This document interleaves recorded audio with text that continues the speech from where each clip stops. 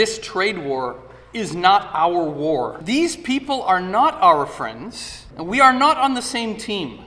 I want to speak on Canada. Canada has benefited massively from being essentially a beneficiary of the United States. It's benefited from capital investment coming in and being able to sell goods easily to the biggest consumer market in the world. This has led to a massive development of the productive forces, especially in the post-war period. And the Canadian economy is completely integrated with the American economy. Just to give you an idea, 90% of the Canadian population lives within 150 miles of the border. And nearly 80% of all Canadian exports go to the United States. Therefore, Trump's threats have caused panic in Canada, in the ruling class circles, in the government. The Bank of Canada came out with a study a few weeks ago. If there is a trade war, the GDP will collapse by nearly 6%. This would be the worst economic crisis since the Great Depression.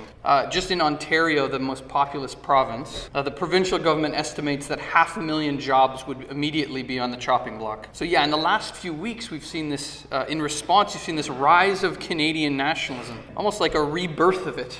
It was at an all-time low, actually, just a few months ago, with only about 40-something% of the population said they felt emotional attachment to Canada. But now this has skyrocketed up to 85%. We've seen booing of the U.S. national anthem at hockey games, and there's been broad support for this sort of buy Canadian policy, as well as retaliatory tariffs. So yeah, it's important that as communists, we have a correct approach to this. So yeah, a trade war isn't a war, but it is some of the position on war actually applies to this. In any war, any imperialist conflict, this is a conflict between two imperialist powers. The first thing we must always underline is that the main enemy of Canadian workers is the Canadian capitalist. This trade war is not our war. This is a conflict between two different capitalist states, what represents two different capitalist classes who ruthlessly exploit. They're basically fighting over the ability to exploit their workers. But that's just the generalities of the position. And you wouldn't be able to convince many people that are scared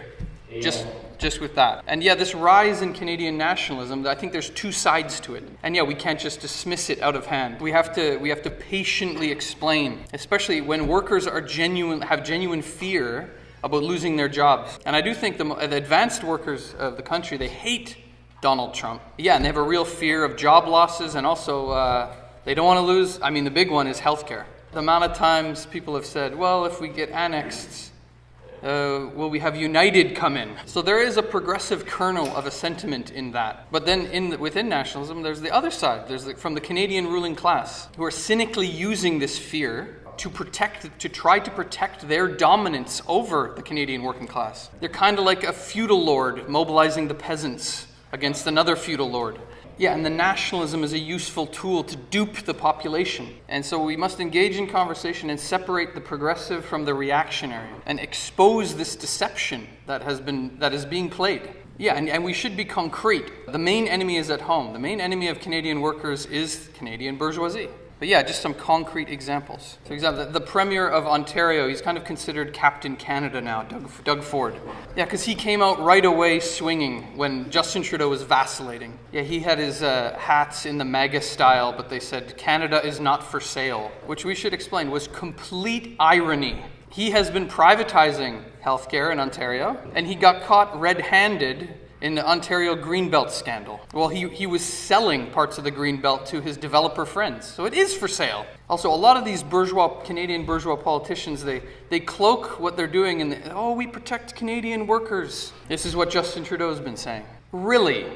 What did they do with the postal workers last fall? What did they do with the port workers? Who did they side with in the rail strike? Which, by the way, is owned by Americans. So yeah, we see what side they're on. Similarly, François Legault, the great Québécois nationalist, sided with an American company against a union of Québécois workers. Bécancour, they were locked the workers out for 18 months. Also, more recently, there was an Amazon warehouse. They shut it down when the workers unionized. What did Legault blame for the problem? He blamed the union. So these people are not our friends, and we are not on the same team.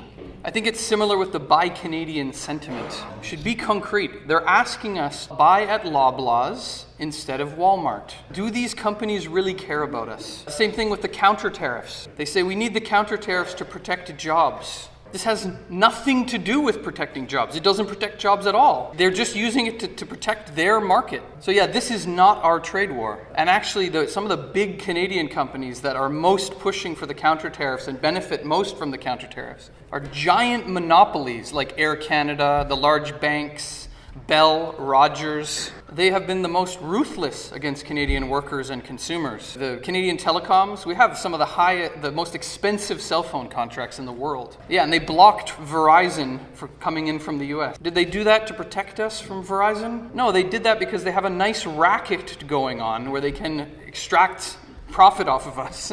Bell just laid off 9% of their workforce. And Air Canada is now charging for carry-on bags. And they've been ruthless against the workers, the unions at those companies. So yeah, with the trade war, there's already been also an exodus of capital out of the country. Capital needs predictability. Just the threat of the tariffs has caused about half Canadian companies to start making plans to shift investment to the US. How patriotic. So yeah, the trade war is accelerating all these processes that have been going on in Canada for a while now. And this will likely provoke a societal crisis. It's important to note that it's the Canadian capitalists, they will be the ones doing the layoffs. They will make the workers pay for this crisis. So it's in their interest to convince us that we're all on the same team. It's like a bully stealing your milk money and then trying to convince you that we're all friends. So yeah, what's the solution? There is no easy solution to this. Anyone promising an easy solution is fooling you. We should explain this. There's no reformist solution. Actually, you see this. All the reformists are lining up, actually, behind the counter tariffs. Even on the left, even someone like Sean Fain, who's considered on the left in the UAW in America, the UAW, I can quote them. The UAW supports aggressive tariff action to protect American manufacturing jobs. This is absolutely no solution. We need an internationalist revolutionary solution. So yeah, who are our allies in this struggle? Well, it's not Trudeau. It's not Mark Carney, who's actually pivoting. He says he's going to balance the budget, which means cuts. I think most clearly what these people are pivoting to was the quiet part was said out loud by Stephen Harper recently. Well, he had an invitation-only event, and he was asked what he would do in this situation. And he said, if I was still Prime Minister, I would be prepared to impoverish the country and not be annexed, if that was the option we were facing. Of course, he's not the Prime Minister, he's not involved in politics, he can say it a bit more honestly. So yeah, these people are not our friends. We need to defend an internationalist class approach. A factory closed is a factory occupied. We argue if the bourgeoisie are going to take the money out of the economy and close jobs, they should be nationalized, those factories. And Canadian workers do not benefit from American workers losing their jobs, and vice versa. Yeah, workers of the world unite. So our biggest allies are the American working class, the Mexican working class, and the workers of the world. And we fight not for isolation, but for a socialist federation. We believe in integration, but on a socialist basis.